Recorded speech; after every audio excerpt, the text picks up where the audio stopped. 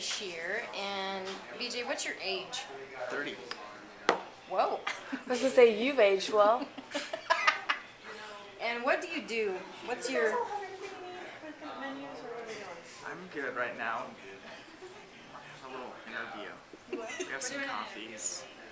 Let's do it. Did you stop it or you Nope. kept going? Okay. Keep going. So, what's your occupation, or what would you say is the thing that you are doing currently? Oh, I'm a business owner and tailor and designer. Okay. So I sew geodesic domes, hats, clothing, bags, just do design work and production work. Yeah. So, when you went to Burning Man this year, what was the theme, and what was your impression of it? The theme was rite of passage.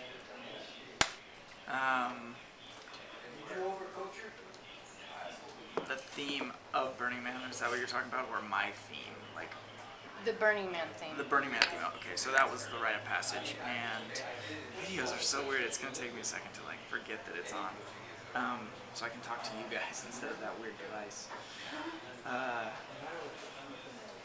My impression, there was a lot of ceremony going on, actually. Lots of art pieces that were either burned or interesting different ceremonies that happened. The whole thing was like, it was my first year, so it was my rite of passage into the culture, which was interesting. And it came with every obstacle you could ask for. And so it was like a constant challenge. It constantly challenged my willingness to be there and stay present and open to the experience. Was being there to put up the domes and prepare, did that draw away from the experience?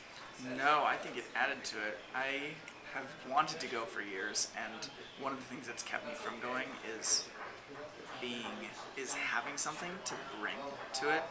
And so this was the first year I had some article. It's, you know, the theme, the overarching theme of Burning Man is it's a participant-driven festival. So you go and you make the festival what it's going to be. So, you know, everyone pays the same ticket price, yes, you know, up or down, and you make it what it's going to be. You bring your part, everyone brings their part, and, you know, within that week, you've developed this entire city and brought everything home. BJ, nice to see you.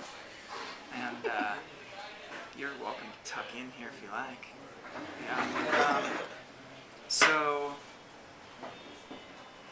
I finally had my part in it, and it also allowed me to get in early. So we were there a week early, you know, several days earlier to set up. And so we got there when there was maybe 1,000 people there. So we got to see it, the whole city get built, rather than just showing up into this thing and like going through it and then coming out of it. We got to help build it, see everyone arrive, see things finished up,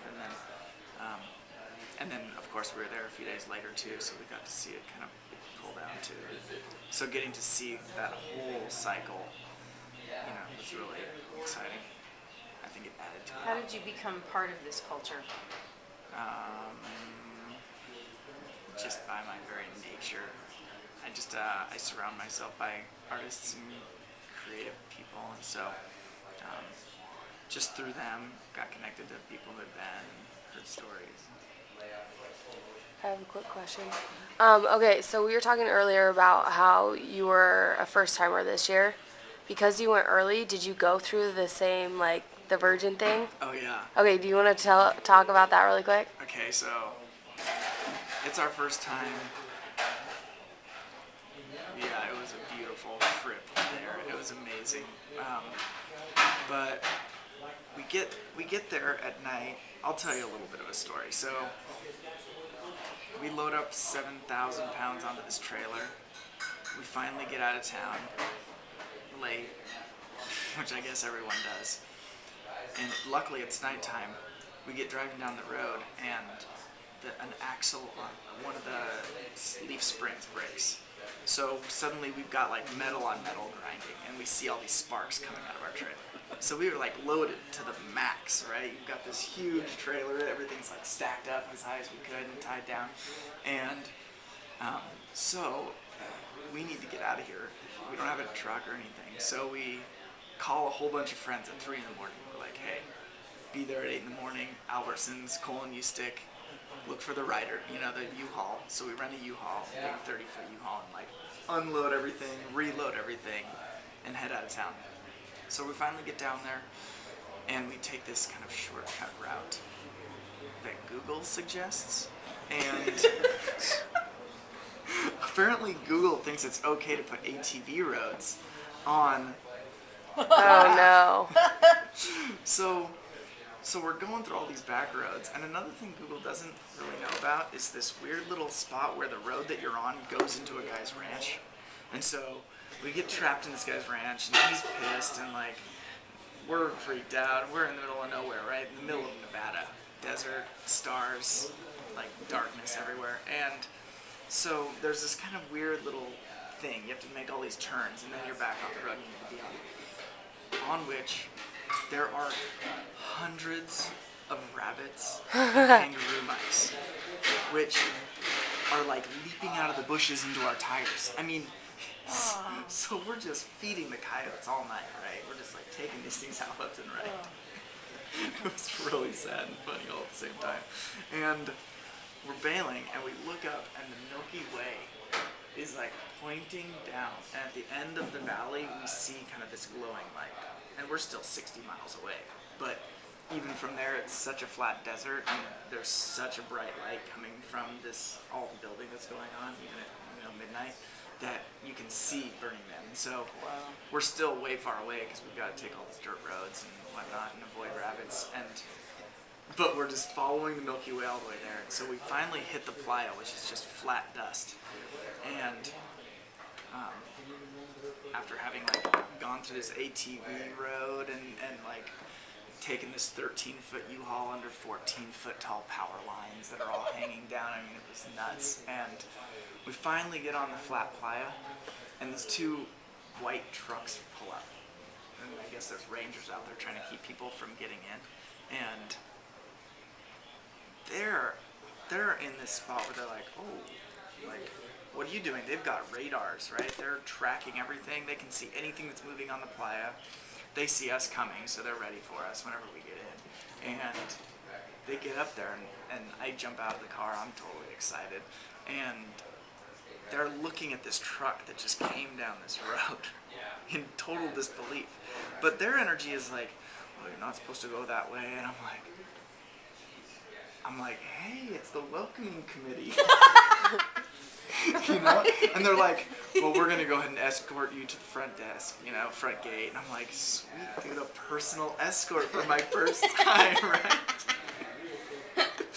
So it's kind of chilly, and me and my buddy Daniel and Eric, we were all going together, but Daniel and I, it was our first time. It's kind of chilly. We throw on our hoodies, this hoodie, and both of our hoodies are black, right? So we get to the front gate, and they looked at the trailer, make sure we're not smuggling people in, and we get in, the welcoming committee, the real welcoming committee, we get out, they welcome us to the playa, and if it is your first time, right, you get to like ring this bell. And so she's like, okay, it's your first time, so one thing you should know is that you're going to experience dust all week. This playa that you're standing on is going to get into everything, onto everything. You're going to eat it and wear it in every crack of your body and deal with it. So, my suggestion would be to go ahead and just lay on the ground and roll around in it. And we just like put on our black hoodies. We just look at each other and crack up. And so we just like roll all over the place and make snow angels. We don't care. We know what this is, So we ring the bell and go in. So yeah, even the early arrivals, we got to The whole virgin experience. Exactly. Have the de-virginization. I thought we were going to give you some powder for your crotch. That'd be funny. Chafing. Oh gosh. Chafing Here's some powder. roll, and then here's some chafing powder. No. Put it on your head. Nothing, not even any Vaseline or nothing.